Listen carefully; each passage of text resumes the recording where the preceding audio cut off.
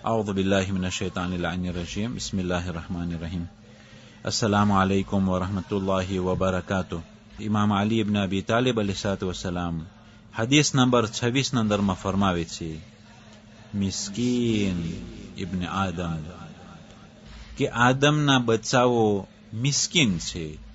મખતૂમુલ અજલ, કે હઝરત ઇન્સાન મિસ્કીન છે.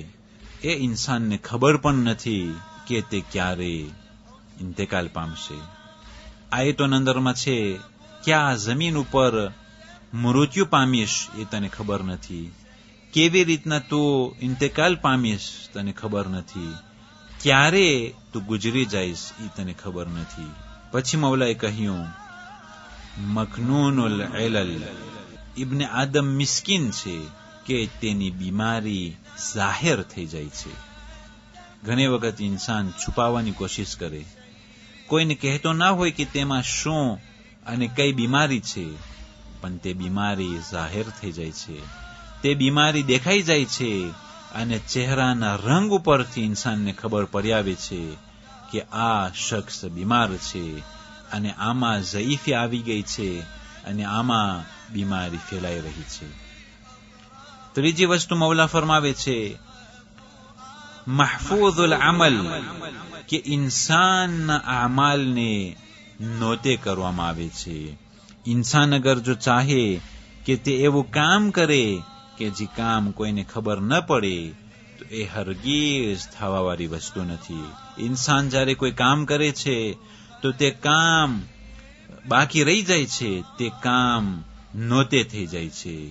સારું કામ હોય કે પછી ખરાબ કામ હોય, હઝરત ઇન્સાન જ્યારે ખરાબ કામ કરે છે તે ખરાબ કામને છુપાવવા માંગે છે, પણ કોઈ દિવસ ન થઈ શકે કે ઇન્સાન એ ખરાબ કામને છુપાવી પણ નથી શકતો અને તે ખરાબ કામને સંતારવા જાય છે, તે કામ ઉપર પડદા રાખવા જાય છે. પણ જ્યારે તે કામને ઇન્સાન જોઈ લે છે તો પછી તે કામ, તે ખરાબ કામ જે છે એ ઇન્સાન માટે બેઇજ્જતીનું કારણ થઈ જાય છે અને માણસોના નજરમાં તે બેઇજ્જત થઈ જાય છે. પછી મૌલા અલૈહિ સલામ ફરમાવ્યું, તુલિમુહુલ બુક્કા, કે ઇન્સાનને માંકડ, એ ઇન્સેક્ટ હેરાન કરે છે. જ્યારે ઇન્સાનને રાખવામાં આવે, કેટલો મોટો ઇન્સાન છે, તેનું વજન કેટલું મોટો છે, તેની ઊંચાઈ કેટલી મોટી છે, પણ એક જ્યારે માંકડ આવે છે, ઘણી વખત આંખેથી પણ નથી દેખાતી, ઇન્સાનને બટકા ભરે છે, ત્યારે ઇન્સાન હાલ બેહાલ થઈ જાય છે, ત્યારે ઇન્સાન પરેશાન થઈ જાય છે. એક મચ્છર જ્યારે ઇન્સાનના કાન બાજુમાં ફરતું હોય છે તો ઇન્સાનની નીંદર ઉડી જાય છે. આય હઝરત ઇન્સાન, તું પોતાને ઊંચો સમજે છે, હાલાંકે મચ્છર કે બહુ જ મામૂલી વસ્તુ છે, એનું કંઈ વજન પણ નથી, છતાં પણ એ મચ્છર તને હેરાન કરે છે. પછી મૌલાએ કાયનાત ફરમાવ્યું, તખ્તુલુહુ શરકા, ગળાના અંદરમાં એક વસ્તુ છે કે જ્યારે ઇન્સાન જમે ત્યારે એ શ્વાસ લેવાની જગ્યા થોડોક ટાઈમ માટે બંધ થઈ જાય છે અને જ્યારે ઇન્સાન શ્વાસ લે છે ત્યારે તે અનાજની જગ્યા બંધ થઈ જાય છે.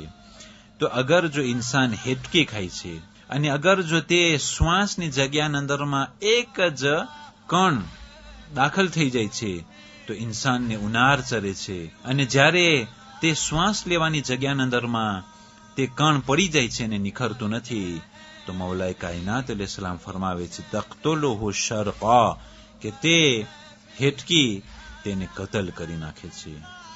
અને છેલ્લી વસ્તુમાં મૌલાએ કાયનાત અલૈહિસ્સલામ ફરમાવ્યું, તુનતિનુહુલ અરકા, કે ઇન્સાનનો પસીનો થકી ઇન્સાન ગંધાઈ જાય છે, ઇન્સાનમાંથી બદબૂ નીકળે છે જ્યારે તેના જિસ્મના અંદરમાં ખુદ પોતાનો પસીનો હોય.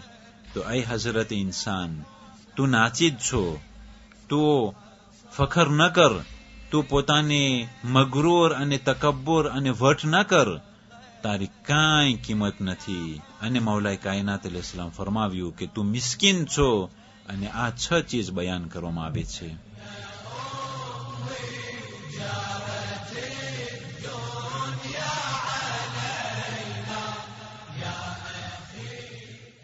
27 રબીઉલ આખર આજની તારીખોમાં 1405 હિજરી સનમાં કોમે મુકદ્દસા ખાતે બહુ જ મોટા મુજતહિદે આલમ આયતુલ્લાહ અલ-ઉઝમા સૈયદ અહેમદ મુસવી ખુનસારી 98 વર્ષની વયમાં અલ્લાહની રહમતે પહોંચેલા હતા અને તે મહાન સૈયદને જનાબે માસુમે કુમના હરમના દરમાં દફનાવવામાં આવેલા છે. 27 રબીઉલ આખર આજની તારીખોમાં શાહના માણસો જુમાના દિવસે નમાઝે જુમા બાદ મોમીનો ઉપર હુમલાઓ કર્યો અને તેમાં એક જ રાસ્તા ઉપર જે મોમીનો મેનિફેસ્ટેશન કરતા હતા એ શાહના માણસો બંદૂકના ઘા ચલાવે છે ત્યારે 20,000 મોમીનો શહીદ થાય છે અને રસ્તાઓના બે કિનારાઓમાં જે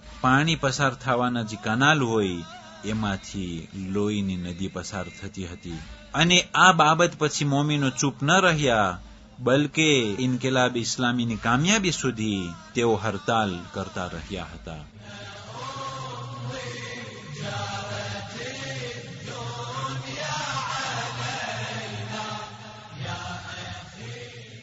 વસ્સલામુ અલૈકુમ વરહમતુલ્લાહિ વબરકાતુહ.